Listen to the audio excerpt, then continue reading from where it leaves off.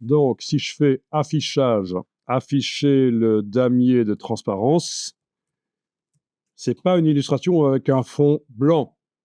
Ce sont des étoiles entourées de transparence. Donc, si je le mets sur une image dans InDesign ou quoi, on verra l'image entre les étoiles. Affichage, masquer le damier de transparence. Ben oui, dans cette image-là, je n'ai pas fait de fond gris qui me permet de voir ce qui est blanc et ce qui est transparent. C'est dans l'autre. Alors, on y va, dans l'autre. Intro 04, voilà. Donc, on en était à déplacer les couleurs du nuancier vers les formes. Je vous laisse faire. Les quelques formes que vous avez faites au début.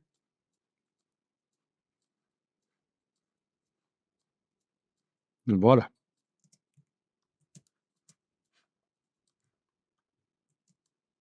Donc, on a dû déverrouiller le calque ILU. Le calque du dessus, là, les étoiles sur le côté, sont verrouillées. Pas celle-là, mais c'est pas grave. Donc, l'idée, c'est qu'une des formes va servir à masquer. Vous allez mettre les formes au même endroit. Ah, il y en a une que je vais laisser à l'extérieur. Comme ça, vous allez voir ce qui se passe. Voilà. Ça va, vous avez quelques formes empilées et une qui est restée à l'extérieur comme ça. Vous en avez une qui est en sandwich entre deux autres, comme par exemple mon pentagone bleu. On est d'accord? Ouais. OK, vous allez sélectionner tout, pas en faisant CTRL A, parce qu'attention, on a des étoiles là sur le côté qui ne sont pas verrouillées et elles sont sur le même calque. On va sélectionner en englobant avec la flèche noire. On englobe. Voilà. Et on va demander objet, masque d'écrêtage créé. Objet, masque d'écrêtage créé. Et voilà. Mais évidemment, ce n'est pas la forme que je voulais qui a fait le masquage. Donc on annule. Si vous voulez que ce soit la forme bleue ici chez moi, la forme en sandwich, qui fasse le masquage, il faut qu'elle soit, qui serve de masque, de trou, il faut qu'elle soit tout au-dessus. Donc il faut la sélectionner elle toute seule en cliquant à côté puis en venant cliquer sur elle. Attention, encore un piège de Illustrator. Si vous double-cliquez, vous passez en mode isolation. C'est-à-dire que toutes les autres formes se verrouillent. Vous ne travaillez que sur celle-là. Ça, c'est le double-clic. Et oui, il faut sortir du mode isolation avec la flèche là. Voilà. Donc, faites gaffe à ça. C'est désactivable par les préférences, mais là, on va le laisser. On va dire qu'on vous fait confiance. Quand vous voyez le fil d'Ariane, le breadcrumb qui apparaît là au-dessus, c'est que vous êtes passé en mode isolation et qu'il ne faut peut-être pas. Donc, on sort de là avec la flèche. Autre piège qui peut vous arriver. Alors, si j'arrive à le faire ici. Ah non, c'est comme ça. Voilà. Voyez ça? Ça, c'est quand vous enfoncez la touche CTRL et vous cliquez sur l'œil. C'est très rarement utilisé. Enfin, ça dépend des cas, hein. Certaines personnes l'utilisent peut-être tous les jours. Et ça, c'est faire passer une partie seulement des calques en mode squelette, en mode tracé, sans couleur. Si vous zoomez, vous allez voir que les autres formes, là, qui sont sur l'autre calque, sur le calque du dessus, elles sont toujours avec leur couleur. Donc, commande et cliquer sur le Mac, contrôle et cliquer, ça va forcément vous arriver. Si je ne vous ai pas expliqué, vous allez vous demander, mais qu'est-ce qui se passe? Là, je vais faire passer, par exemple, les formes du calque du dessus en mode squelette, uniquement celle-là.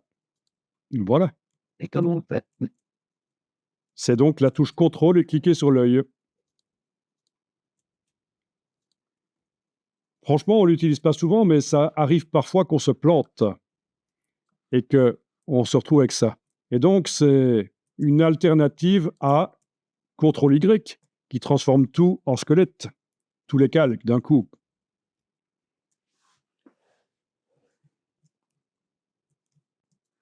Donc, on était à sélectionner la forme dont on veut qu'elle serve de trou, et on va la mettre tout au-dessus, objet, disposition, premier plan, tout au-dessus, dans le calque. Oui, elle ne va pas se retrouver dans le calque du dessus, c'est dans le calque. Hein. Objet, disposition, premier plan, elle vient au premier plan. On aurait pu aussi, dans le calque, prendre la vignette et la faire voyager pour la mettre tout au-dessus. Techniquement, ça marche. Voilà un des seuls cas où on prend les vignettes comme dans Photoshop. On les active comme dans Photoshop. Sinon, je vous ai dit, pour sélectionner les objets, c'est les cibles.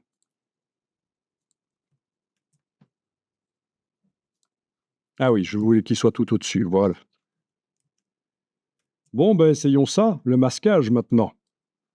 Vous sélectionnez toutes ces formes en faisant un rectangle englobant avec la flèche noire.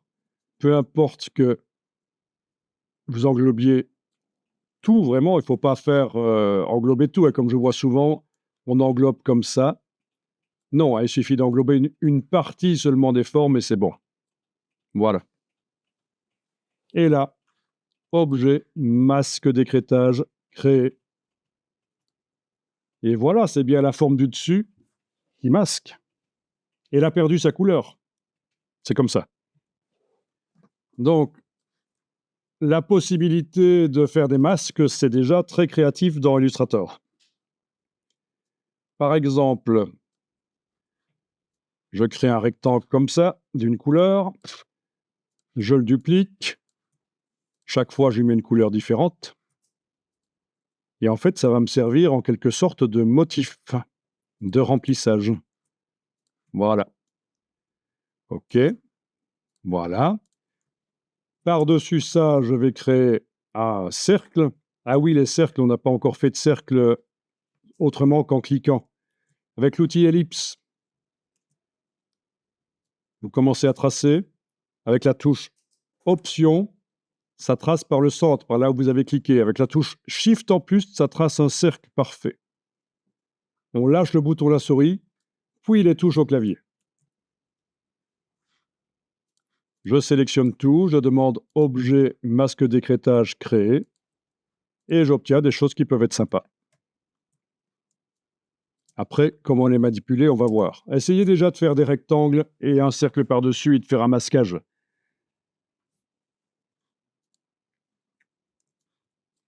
Alors, je vous rappelle que quand je sélectionne mes formes, je vois les vecteurs parce que dans le menu affichage, j'ai demandé de masquer le cadre de sélection.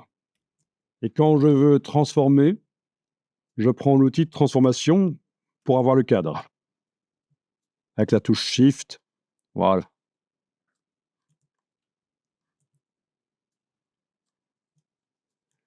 Vous avez peut-être remarqué que chez moi, les vecteurs sont très grands.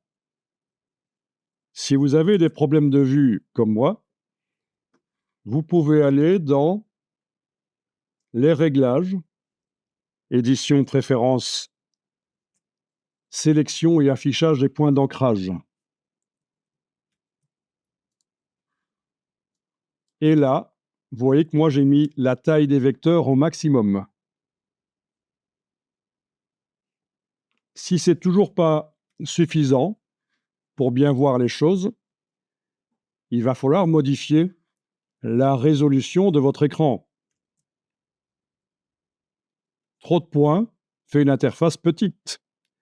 Donc, là, je suis en 2048-1080, mais il y a plus petit. Je pense que pour Illustrator, il faudra quand même au minimum 900 pixels en hauteur. Sinon, vous allez avoir des problèmes, des choses de l'interface ne vont pas s'afficher correctement. Mais enfin, ça peut déjà beaucoup modifier l'affichage. Vous avez ça dans Windows, les propriétés de l'écran, la résolution.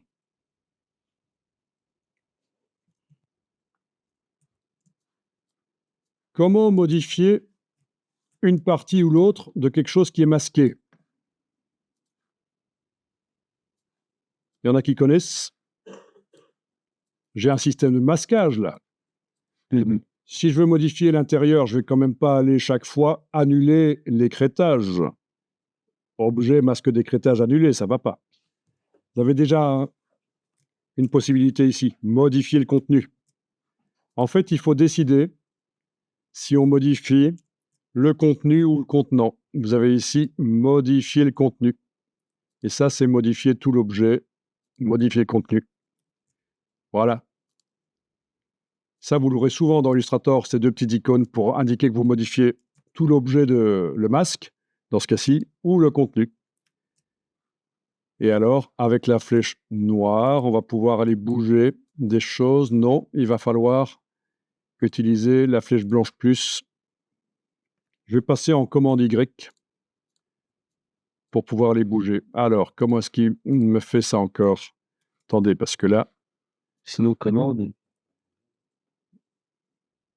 il va falloir que je vois comment je vais pouvoir bouger ça séparément. Parce que là, il me fait un truc zarbi, en effet. Eh ben.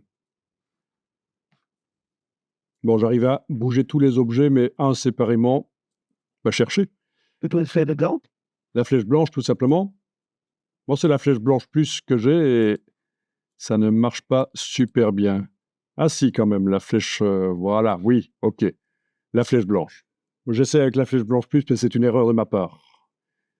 Il faut que je mange. On ne peut pas tout connaître, hein.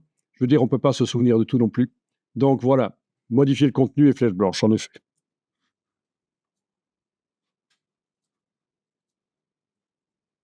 Voilà. Et donc, l'autre option pour modifier la totalité ou pour modifier juste le masque, oui, on peut modifier juste le masque en le prenant par son bord.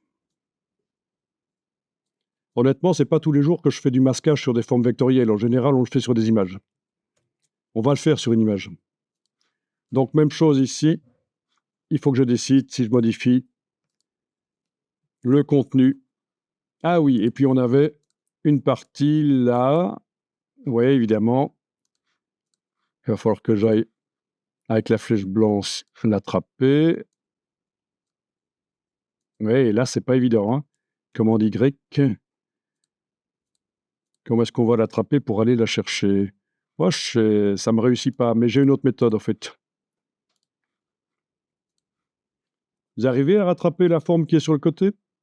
Elle a peut-être pas de fond, en fait, la forme, donc c'est pas évident pour moi de la prendre. OK. C'est pas grave. Regardez, il y a une autre méthode. Par rapport à ces deux icônes là au-dessus, il y a la méthode de la palette des calques. Vous avez l'objet de masquage, on l'ouvre et on peut sélectionner le masque qui est souligné pour indiquer que c'est ce qui sert de masque, ou chaque objet, peut-être même plusieurs objets avec la touche Shift, et pas nécessairement des objets qui sont l'un à côté de l'autre. Oui, c'est vrai que si on fait clic et Shift-clic, ça sélectionne les intermédiaires, mais si on fait clic et contrôle-clic ou commande-clic, ça sélectionne seulement certains sans les intermédiaires. Bon, c'est comme une liste de fichiers. Et donc, on peut aller modifier les choses comme ça. OK, c'est... OK, oui, bien. Voilà, bien. Voilà. Et là, j'arrive à aller rechercher mon étoile. Bon, cette méthode-là, je l'utilise plus. Voilà. Et vous gérez l'empilement. Donc, ça peut déjà être très sympa d'avoir des choses. Le tout, c'est qu'il faut que ça participe à un storytelling. Il faut faire les choses pour une raison. Voilà. Excusez-moi. Est-ce qu'on peut ajouter une forme en plus et la mettre... Alors, bonne question. Est-ce qu'on peut ajouter une forme? Oui, il est possible d'ajouter une forme de deux manières. Donc, première manière, je clique sur le système de masque, là, ou avec la flèche noire, je clique sur lui. Puis je vais aller créer une forme. OK, une forme là. Voilà. OK, voilà la forme. Voilà. Et puis si je la déplace dans le groupe, comme ça, Ah, OK, OK. elle est masquée. Elle fait partie du groupe. Autre solution, en sélectionnant le système de masquage et en double-cliquant sur lui, on passe en mode isolation. Et là, il est probable qu'une forme sera d'office, oui, elle est d'office masquée. Quand on met en mode isolation un groupe et qu'on fait quelque chose, ça tombe d'office dans le groupe. Ça, c'est super intéressant à connaître. Donc, mode isolation en double-cliquant. Vous avez pu tester? Non. Je vais tester ici sur le suivant. Ici, je double-clique. Donc, je fais quelque chose. Voilà.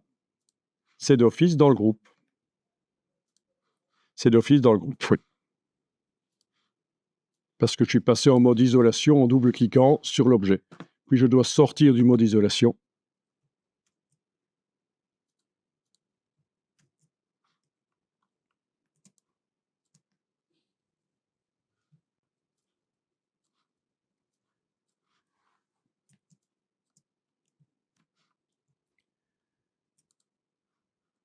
Ça fonctionne, pas de problème?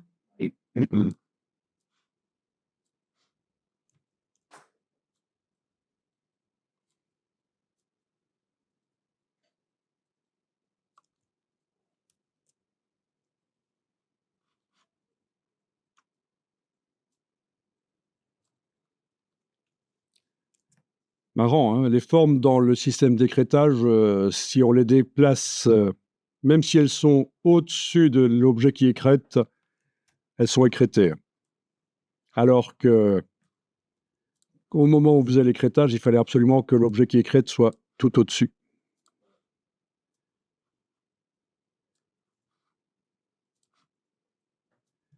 Ah, c'est pas évident, hein, la manipulation dans Illustrator, c'est pas évident. Bon, il faudrait peut-être enregistrer le fichier.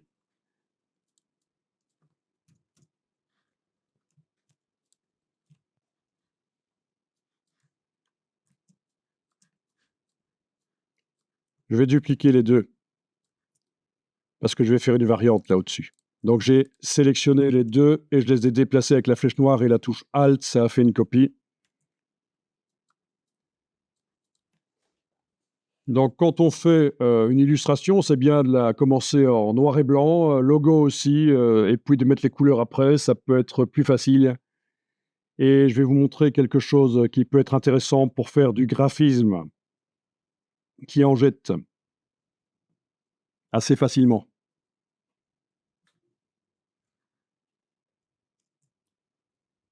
Ça va, vous avez pu dupliquer votre forme ou vos deux formes si vous en aviez deux. Je vais sélectionner les deux du dessus là.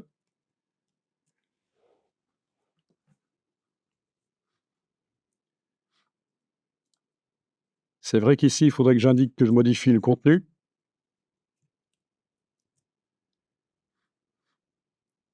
Et puis, je vais aller mettre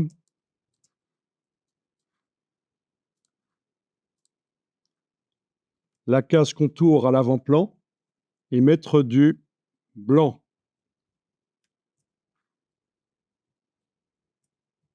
Donc, j'ai mis du blanc sur tous les objets, ils ont un contour blanc. J'ai même pu le faire sur deux masques en même temps. Tiens, ça, c'est génial, hein. Le contenu de deux masques en même temps. J'ai été mettre la case contour à l'avant-plan et du blanc. Je vais modifier l'épaisseur. Je peux le faire par la palette contour. Elle est là. Voilà.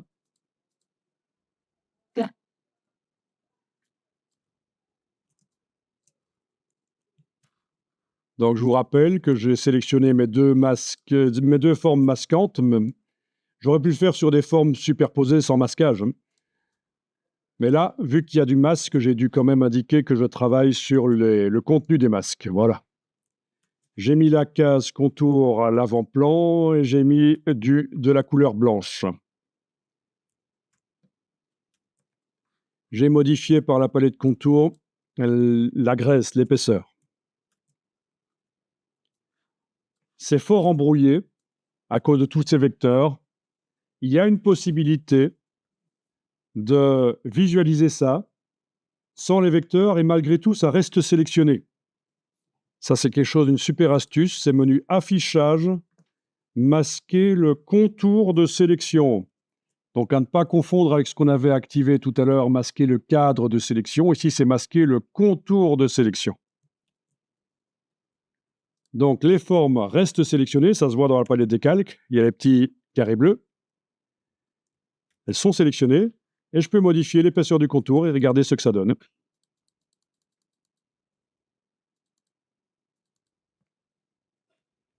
Et alors, ce genre d'effet, quand on met des contours blancs comme ça sur plusieurs formes superposées, ça est surtout intéressant quand on visualise ça sur un fond blanc. Donc, je vais rétracter ici le calque de l'illustration et enlever l'œil en face du calque de mon fond gris. Voilà. Comme ça, vous voyez ce que ça donne. En soi, ça peut déjà devenir des logos, ce genre de choses. D'accord?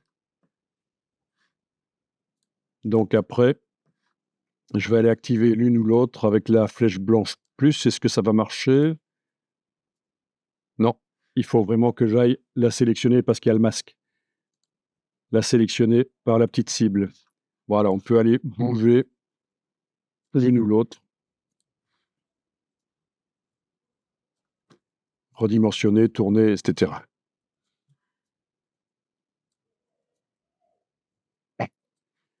Donc ça devient au niveau graphisme un peu plus intéressant.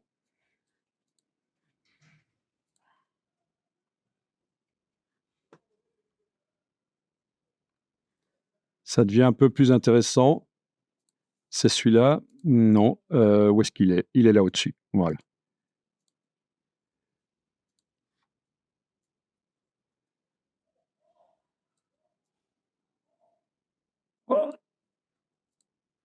Voilà, ça devient un peu plus intéressant parce que vous avez des formes qui sont séparées. Si on imprime ça, entre les formes, ce sera le blanc du papier.